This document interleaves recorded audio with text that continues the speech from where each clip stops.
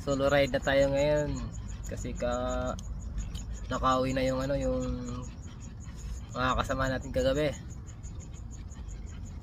Buti na lang di sila natulog dito kasi maraming lamok.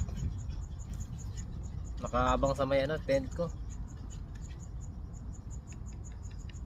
Wala ang tao dito, meron pa naman konti lang. Kagabi marami, ngayon medyo wala na.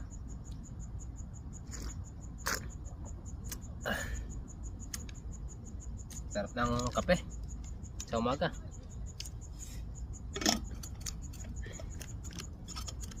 May tinapay pala tayo dito. Kailangan tinapay bro, mga tinapay.